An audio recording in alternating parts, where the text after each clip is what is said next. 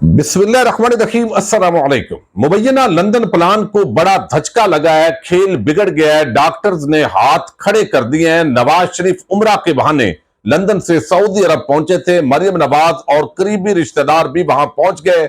शहबाज शरीफ और मुस्लिम लीग के कुछ अरकान ने पहुंचना था, लेकिन सुप्रीम कोर्ट ऑफ पाकिस्तान की समाअत के सबब उनको यह दौरा मनसूख करना पड़ा।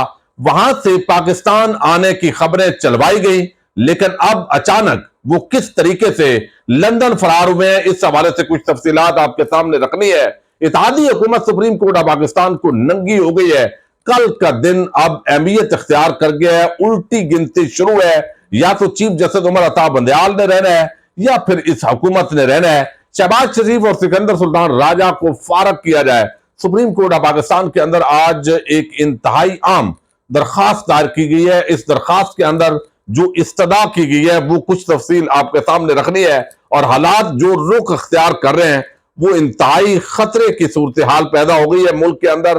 पहले आपके सामने मैं जो है वो रखूंगा शहबाज शरीफ और सिकंदर सुल्तान राजा और इसके साथ निगरान हुकूमतें, ये सब जो है एक पेज पर है। एस्टैब्लिशमेंट ऑन बोर्ड है और उनकी भी राय के मुताबिक इस वक्त इलेक्शन नहीं होना चाहिए, इलेक्शन इकट्ठा होना चाहिए। और इकट्ठा भी शायद अक्टूबर नवंबर की बात की जा रही है, और अक्टूबर नवंबर के अंदर भी ये लोग बहाने बनाएंगे। या तो उससे पहले इमरान खान को नायल करना है या उनको जेल में डालना है, कोई फेक जो है वो मुकदमा डालकर कुछ भी किया जा सकता है, या खुदा न खास्ता इमरान खान जो है उन पर कोई नया हमला हो सकता है। लेकिन इस तमाम सूरत हाल के अंदर अवाम जो है वो बड़ा तजब्जब का शिकार भी है, हैरान भी है, परेशान भी है। लेकिन अब जिस तरीके से आइन को पांव तले रौंदा गया है, और ये नाम निहाद जमहूरियत के जो चैंपियन बनते थे, एक एक बंदा नंगा हुआ है। सहाफत से, सियासत से, वकालत से, ये सारे किरदार एक एक करके नंगे हुए हैं। हत्ता के जुडिशरी से जिस तरह जस्टिस कादी फायद इसाक ग्रुप ने किरदार अदा किया है, जिस तरह जो आइन शिकनी की हौसला अफजाई की है, ये भी एक तारीख लिखी जाएगी। अब एक दरखास्त दायर की गई है, चूंकि ये लोग सिंसियर नहीं है, फंड्स इन्होंने देने थे, फंड्स नहीं दिए, और इसके साथ ही जो है ये इलेक्शन करवाना नहीं चाहते। ये दरखास्त दायर की गई है चीफ इलेक्शन कमिश्नर और वजीर आजम शहबाज शरीफ को ओहदों से हटाया जाए। वो दरखास्त के अंदर कहा गया है कि सदर अलवी, वजीर आजम शहबाज शरीफ, chief election commissioner Sikandar Sultan Raja और मौलाना फजल रहमान, इनको फरीक बनाया गया है। कहा गया है कि वजीर आजम इलेक्शन फंड का बिल मुस्तरद होने के बाद कौमी असम्बली का एतमाद खो बैठे हैं।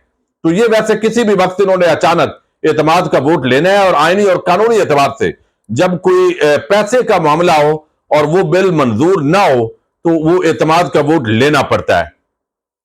सिकंदर सुल्तान राजा का इलेक्शन के लिए फंड्स और सिक्योरिटी का तकाजा गैर मुनासिब है।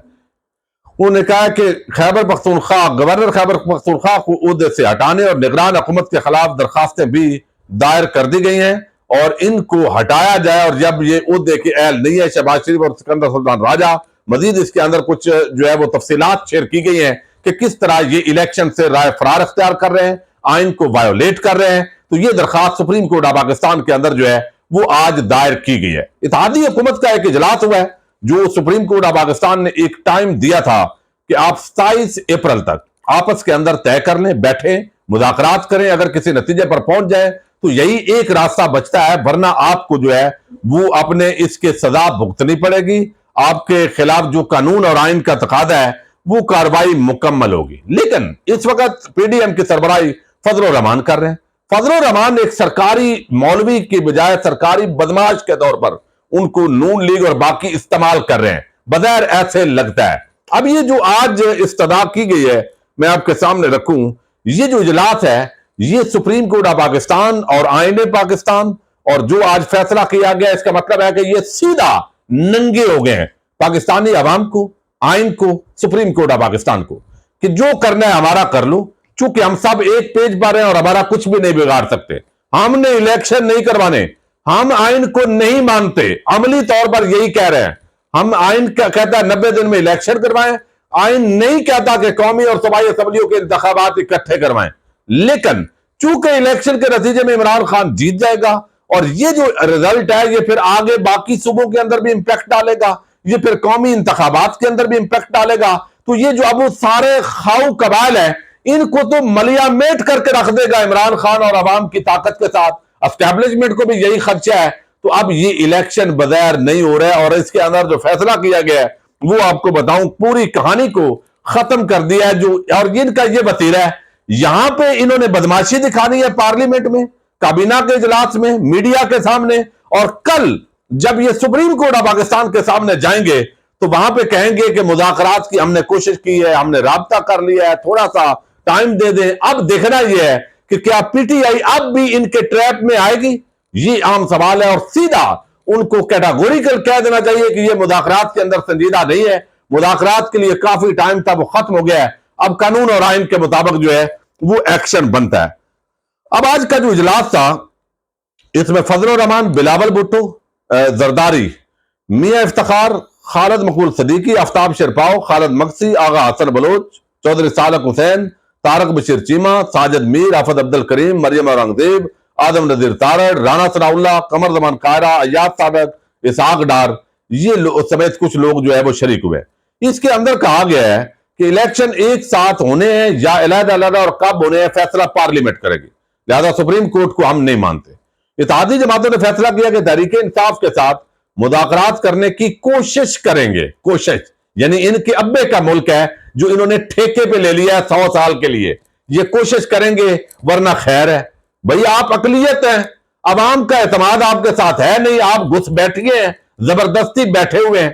اب یہاں پر جو ہے لیکن کسی کے ضد اور خواہشات کے مطابق فیصلے نہیں ہو سکتے, جبکہ پی ٹی آئی سے مذاکرات کے لیے پارلیمنٹری کمیٹی کا فورم استعمال کیا جائے گا. ٹھیک ہے جی, یہ ایک گونگلواں سے پنجابی میں کہتے ہیں گونگلواں تو مٹی جھاڑنا, یعنی وہ کہہ دیں گے جی کمیٹی بنا دی ہے تو سر یہ آپ ذرا کر لیں. پنجاب میں الیکشن کے لیے فنڈز کے اجراء کے حوالے سے پارلیمنٹ اپنا فیصلہ دے چکی ہے, یعنی ہم نے نہیں دینا فنڈ, وہ فیصلہ دے چکی ہے. پارلیمنٹ کا فیصلہ مقدم ہے, سب کو اس کا احترام کرنا چاہیے, لہذا چیف جسٹس اور سپریم کورٹ صاحب آپ کو بھی احترام کرنا ہے. سپریم کورٹ کا کام قانون اور آئین کے تحت فیصلے دینا ہے. وزیر اعظم, یہ اتحادیوں کا متفقہ فیصلہ ہے کہ الیکشن اکتوبر میں ہونے چاہیے. الیکشن اکتوبر یا نومبر کی تاریخ بنتی ہے, یہ تاریخ بھی دے دی ہے جی, اکتوبر اور نومبر. اتحادی متفق ہیں کہ پارلیمنٹ کی مدت 13 اگست کو ختم ہوتی ہے. تو بھائی پارلیمنٹ کے الیکشن کی کون بات کر رہا ہے, یہ تو پنجاب کے الیکشن کی بات ہو رہی ہے. ضامن بننا اور پنجایت سپریم کورٹ کا کام نہیں ہے. حالانکہ دیکھیے سپریم کورٹ نے ان کی مدد کی, ان کو بند گلی میں جانے سے روکا, اب اسی کو یہ سپریم کورٹ کے خلاف استعمال کر رہے ہیں. پہلے الیکشن کمیشن اور حکومت نے مل کر اسٹیبلشمنٹ کی طاقت سے انہوں نے وقت پر الیکشن نہیں کروائے. جب نہیں کروایا تو انہیں عدالت کا معاملہ گیا, یعنی وہاں پہ عدالت کے اندر معاملہ گیا کہ بھائی یہ الیکشن نہیں 90 دن میں کروا رہے. تو بعد میں سپریم کورٹ نے جتنے دن کم تھے شیڈول سے وہ بڑھائے, تو بعد میں کہا جی چونکہ آپ نے بڑھا دیے, حالانکہ بڑھائے بھی ان کی نالائکی کی وجہ سے, وہ ان کے خلاف کاروائی بنتی تھی, تو لہذا اب ہم اور بھی آپ بڑھا لیں, تو اس کا مطلب ہے گنجائش تو موجود تھی تو آپ نے بڑھایا.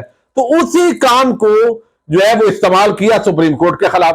اب یہ معاملہ بھی وہ سپریم کورٹ کے خلاف استعمال کر رہے ہیں. ضامن بننا, حالانکہ ان کو سہولت دی, ان کے خلاف کاروائی بنتی ہے نااہلی کی, تو انہیں عدالت کی. پارلیمان کو سپریم کورٹ کے 3 رکنی بینچ کے اقدامات پر تحفظات ہیں, یعنی ہم نے ان ججز کو ہی نہیں مانتے.